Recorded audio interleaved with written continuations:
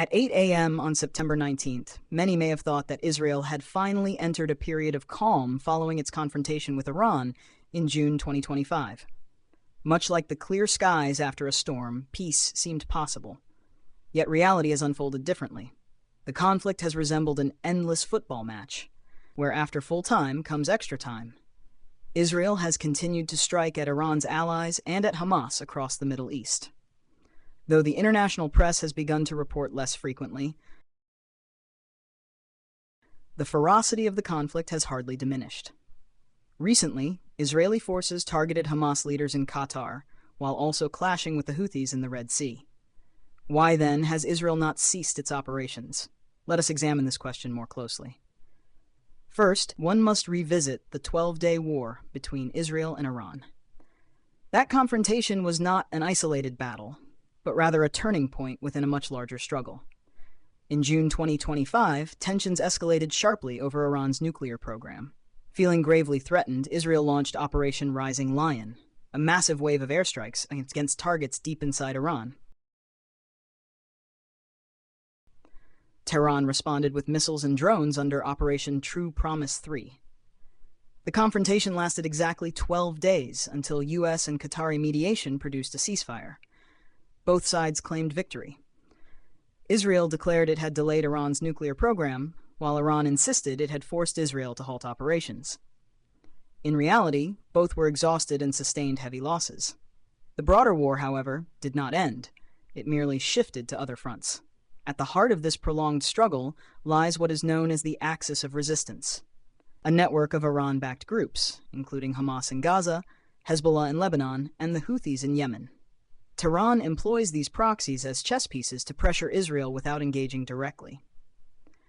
For Israel, however, the equation is simple.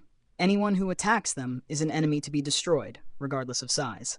Thus, even after the confrontation with Iran, Israel swiftly turned its attention to Gaza and beyond.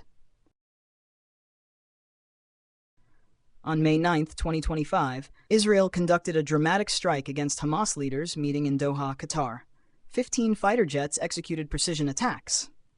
Unlike previous covert actions, Israel immediately acknowledged responsibility, signaling that it would strike anywhere, at any time. The message was directed not only at Hamas, but also at the states sheltering them. The aftermath was severe. Qatar reacted with outrage, the United Nations condemned the attack, and Gulf diplomatic relations grew increasingly strained. Simultaneously, in the Red Sea, the Houthis intensified hostilities. Since late 2023, they had targeted vessels linked to Israel in solidarity with Hamas, turning vital shipping lanes into a hazardous battleground. Israel retaliated with airstrikes on Houthi ports and airports, while the United States assembled a coalition of 10 nations to secure maritime trade. Yet the Houthis vowed to continue until Gaza found peace, a grim irony, as Gaza had by then been reduced to rubble. Thus, Israel now faces a multi-front conflict, pushing back Iran's nuclear ambitions, eliminating Hamas leaders, countering Hezbollah on its northern frontier, and restraining Houthi aggression in the Red Sea. While Israel achieved tactical successes, the price has been immense. Thousands of civilians in Gaza, Lebanon, and Yemen have perished, economies have been shattered, and Israel's domestic politics have grown unstable. Prime Minister Netanyahu, weakened by corruption charges, relies on far-right parties that exploit conflict to consolidate power. Meanwhile, Iran persists in sustaining its proxies, ensuring that neither side concedes. Looking forward, prospects for peace remain dim. Analysts predict that hostilities will continue, potentially escalating into broader wars. Border skirmishes with Hezbollah could erupt into full-scale confrontation. The Houthis are likely to keep attacking maritime traffic until Gaza stabilizes, which remains unlikely so long as Israel vows to eradicate Hamas.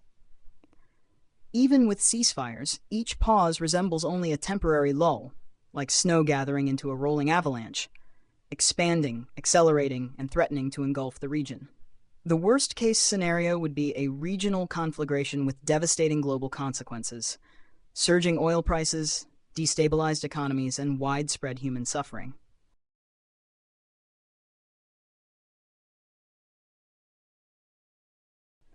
Yet one should not abandon hope altogether. Peace is still conceivable. though it requires addressing the roots of conflict, not merely its symptoms. First, there must be a just solution for both Israel and Palestine, ensuring two peoples can coexist without mutual encroachment. This means halting settlement expansion on Israel's part and achieving political unity between Hamas and the Palestinian Authority. Second, a new regional security framework is essential, one in which Israel, Iran, and Arab states negotiate directly rather than threatening one another. Third, the international community, particularly the United States, Europe, and the United Nations, must move beyond rhetoric to concrete diplomatic initiatives. Finally, leaders themselves must relinquish narrow ambitions for power and prioritize the well-being of their citizens, who are enduring immense suffering. Without such shifts, the conflict will persist. If Iran continues arming its proxies, and if Israel maintains its uncompromising stance of total eradication, peace will remain a distant dream. Yet beyond strategy and geopolitics lies a deeper truth.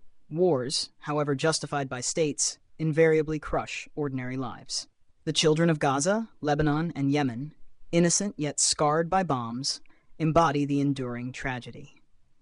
True peace will not come from claiming victory, but from ending the cycle of vengeance. In conclusion, the brief but intense war between Israel and Iran in June 2025 did not bring tranquility to the region.